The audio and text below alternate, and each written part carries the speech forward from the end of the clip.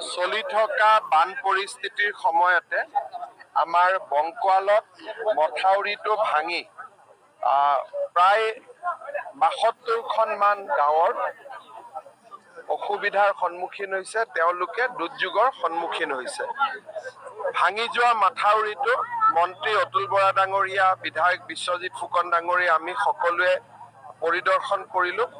ৰাইজৰো অভাৱ অভিযোগৰ বুজ ললো। বহুজনৰ ঘৰ ভাঙিছে, স্কুল কলেজৰ ক্ষতি সাধন হৈছে, থকাৰ অসুবিধা হৈছে, কাৰোবাৰ মাৰ্কশ্বিট আদি পানীত উটি গৈছে। যাৰ যিমান অসুবিধা আছে গোটেইখিনি মই শুনিলো আৰু যি ধৰণে পাৰো মই নিৰাময়ৰ বাবে চেষ্টা কৰিম। জিলা উপায়ুক্তকো মই কৈছো যাতে ৰিলিফত কোনো ক'ব গ'লে কোনো ধৰণৰ কম্প্ৰমাইজ কৰা নহয়। যি ধৰণে যাক ৰিলিফ দিয়াৰ প্ৰয়োজন আমি যাতে তেনেকে ৰিলিফ দি থাকো। আৰু অকণমান পানীটো সামৰিলে আমাৰ আজিকালি নতুন জিঅ' টিউব আছে, জিঅ' টিউবেৰে আমি যিটো অঞ্চল যিটো ভাঙি যোৱা টুকুৰা মেৰামতি কৰাৰ বাবে আমি চেষ্টা কৰিম, যাতে মানুহখিনি বহুদিন পানীৰ মাজত থাকিব নালাগে। মই এতিয়া যাওঁতে কাজিৰঙাও চাই যাম। মিহিমুখ আদি সম্পূৰ্ণ অঞ্চল জলনিমগ্ন হৈ পৰিছে।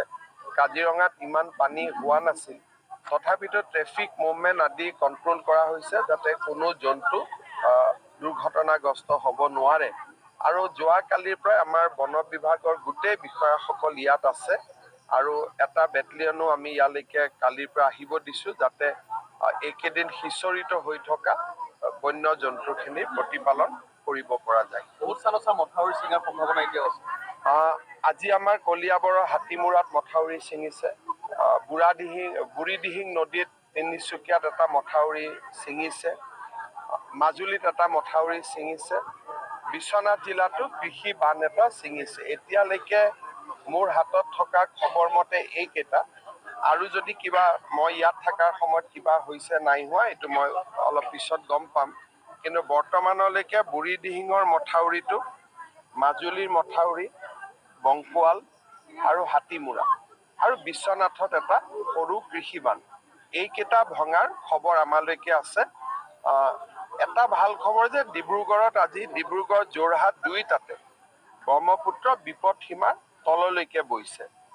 গতিকে মই ভাবো যে উজনিৰ পৰা এতিয়া নামনিলৈকে পানীখিনি যাবগৈ, আৰু উজনি বা অৰুণাচলত যদি নতুন বৰষুণ নহয় তেতিয়াহ'লে হয়তো আমি এই পৰিস্থিতিৰ পৰা সোনকালে হাত সাৰিব পাৰিম। কিন্তু যদি পাছিঘাট বা অৰুণাচলত নতুন বৰষুণ হয়, উজনিত যদি নতুন বৰষুণ হয়, তেতিয়া সংকট ঘনীভূত হৈ থাকিব আৰু ভাঙি যোৱা মথাউৰিৰ গাঁওখিনিৰ ক্ষতিটো বেছিকৈ তেওঁলোকে ক্ষতিৰ সন্মুখীন হয়। কৃষিভূমিৰ যথেষ্ট ক্ষতি হৈছে। কৃষিভূমি চব পানীটো আঁতৰিলে আমি গম পাম যে কিমান মাটি ক্ষয় ক্ষতি হৈছে। কালি আমাৰ কেবিনেটৰ বৈঠক আছে, মানুহক যাতে আমি কঠীয়া দিব পাৰো, ঘৰবিলাক মেৰামতি কৰিব পাৰো, ৰাস্তা ঘাটবিলাক সোনকালে বনাই দিব পাৰো। গতিকে আমি কালি আলাপ আলোচনা কৰি ল'ম আৰু যাক যেনেকে পাৰো আমি সহায় কৰিম। আজিও আমাৰ গোটেই অসমৰ জিলাসমূহত মন্ত্ৰীসকল আছে, সকলো বিভিন্ন জিলাত গৈছে, বান ক্ষতিগ্ৰস্ত ৰাইজৰ লগতে সকলো আছে।